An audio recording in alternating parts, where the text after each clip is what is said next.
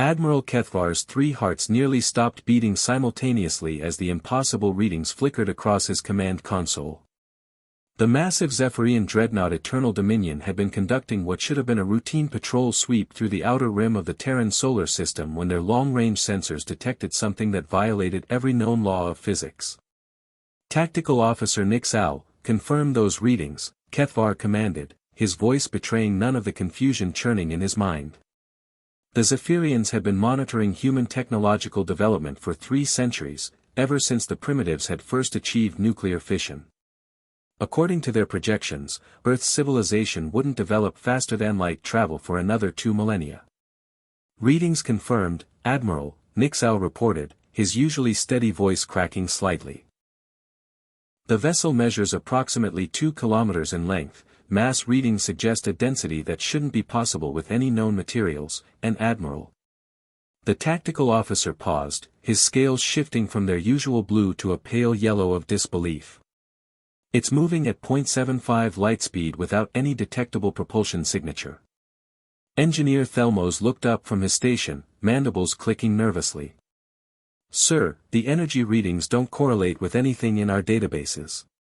The power output appears to be equivalent to a small star, but contained within what looks like a conventional hull design. The bridge fell silent except for the low hum of the ship's systems. Every member of the crew understood the implications. The Galactic Council had classified Earth as a Level 2 civilization, barely capable of crude chemical propulsion and primitive electromagnetic communication. Yet somehow, the humans had constructed a vessel that surpassed even the most advanced Zephyrian technology. Open a secure channel to the Council immediately, Kethvar ordered. Priority Alpha classification. As the communication array activated, the mysterious Terran vessel began to decelerate. The Eternal Dominion sensors tracked its movement with growing bewilderment as it came to a complete stop relative to their position, despite showing no visible thrusters or gravitational manipulation systems. Admiral, Communications Officer Veltar announced, we're receiving a transmission from the unknown vessel. It's in perfect Zephyrian. The main view screen flickered to life, revealing a human figure seated in what appeared to be a simple command chair. Captain Marcus Rodriguez looked remarkably unremarkable, medium height, graying hair, wearing what seemed to be a standard military uniform. Nothing about him suggested he commanded a ship that had just redefined the possible. Greetings, Admiral Kethvar of the Zephyrian Fleet, Rodriguez said calmly. I am Captain Rodriguez of the UES Paradigm Shift. I believe we need to have a conversation. Kethvar's primary eyes widened. Not only did the human know his name and rank, but he had pronounced them with perfect Zephyrian phonetics, something that should have been impossible given the vast differences in their vocal structures. How do you know our language? Kethvar managed to ask.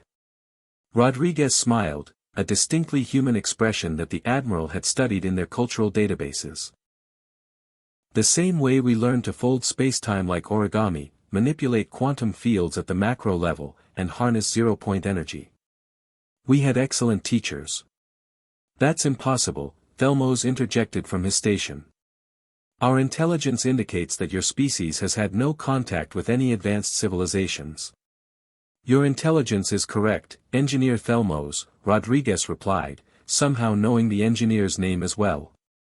We've never met any advanced alien civilizations. But we did find their textbooks.